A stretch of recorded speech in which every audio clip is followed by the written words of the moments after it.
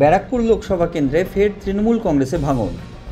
নৈহাটিতে ভারতীয় জনতা পার্টির কার্যালয়ে ব্যারাকপুর লোকসভা কেন্দ্রের বিজেপি প্রার্থী অর্জুন সিংয়ের হাত ধরে বিজেপিতে যোগদান করলেন আমডাঙ্গার ব্লক তৃণমূল কংগ্রেসের ওয়ার্কিং প্রেসিডেন্ট রবীন্দ্রনাথ ঘোষ সহ বহু তৃণমূল কর্মী। আর এই যোগদানের ফলে অন্যান্য বিধানসভার পাশাপাশি আমডাঙ্গা বিধানসভা থেকে জয় নিশ্চিত বলে জানালেন বিজেপি প্রার্থী অর্জুন সিং। তৃণমূল কংগ্রেসের ভাইস প্রেসিডেন্ট ছিলেন, ওয়ার্কিং প্রেসিডেন্ট ছিল আমডাঙ্গা ব্লকে, আর ওনার সঙ্গে 5 জন আরো জয়েন করেছেন। আমাদের মাইনরিটি সেল থেকে, মাইনরিটি কমিউনিটি থেকে জয়েন করেছেন শিবদয়াল সাউ, তো আকবর আনসারি আমাদের যে নেলসন রোড যে পাশেই আছে, ওখান থেকে এনারা তৃণমূল কংগ্রেস ছেড়ে ভারতীয় জনতা পার্টিতে জয়েন করেছেন। আর রবিদা অনেক পুরনো নেতা, মানে আমডাঙ্গা এমন কোনো লোক নেই যে রবিদাকে চিনেন। এক সুবক্তা, তৃণমূল কংগ্রেসের একটা এসেট, একটা সময় কংগ্রেস আন্দোলন করেছেন, তারপরে তৃণমূলে এসেছিলেন, ওখান থেকে আমরা আজকে ভারতীয় জনতা পার্টি আমাদের পরিবারে আমরা সামিল করি। হ্যাঁ, এই ভাঙনটা তৃণমূল সামাল দিতে পারবে না আমডাঙ্গা, এটা আমি দায়িত্ব নিয়ে বলছি। আমডাঙ্গা আমরা জিতবো, আমি তো বলেছি আমডাঙ্গা জিত আমার। আমডাঙ্গা থেকে আমি না জিতলে তো জিতের মানে মজা আসবে না।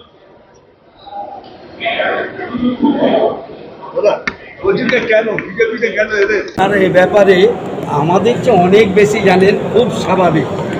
এটা তো লোকসভার ভোট, পরে দলে কেন এসছি বলছি, নিশ্চয়ই যন্ত্রণা আছে, ব্যথা আছে। লোকসভার ভোটে তো পঞ্চায়েত, পৌরসভা বা বিধানসভা নয়, কোনো অ্যাসেম্বলি সেগমেন্টে অর্জুনবাবু দাঁড়িয়েছে তা না। তা ভারতবর্ষের রাজ্যে অবস্থা যা আছে, এক্সেপ্ট নরেন্দ্র মোদী, কিছু ভাবা যায়? ইন্ডিয়া জোট বলুন আর যে কোনো রাজনৈতিক দল ইন্ডিভিজুয়ালি বলুন, সে Congress, TMC, CPM, AIADMK, DMK, যাই বলুন, তো ইন্ডিয়ার আজকে যা চীনের বর্ডার বা আন্তর্জাতিক সীমানায় যা অবস্থা, সেখানে who is the correct man in India? In India who is the correct man? So I can say, আমি ডিউ টু দ্যাট রিজন আমি আসতে বাধ্য হলাম। আমার যদি নিজের কিছু মেরিটেরিয়াস মেমোরি থাকে তো আমি মনে করেছি, এবং সেক্ষেত্রে অর্জুনবাবুর সঙ্গী সাথী করে উনি যে কী ধরনের হেল্পফুল ম্যান, আমরা 1.5 বছরে খুব বেশি পেয়েছি। উনি তো এর আগের বারে লোকসভা বিজেপির সিম্বলে দাঁড়িয়েছিলেন, তো তারপরে 3 বছর 3.5 বছর কাল তিনি বিজেপিতেই ছিলেন। তখন খানিকটা অচ্ছুত ছিল, কেন আমডাঙ্গায় ভীষণ মাইনরিটি।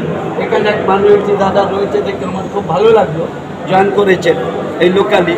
তো তারপরে 1.5 বছরে একটা এমপি, পঞ্চায়েত প্রধান যেখানে যায় না, পঞ্চায়েতের মেম্বার যে গলিতে যেতে পারে না, nobody are not go there, সেখানে যাচ্ছে অর্জুন সিং।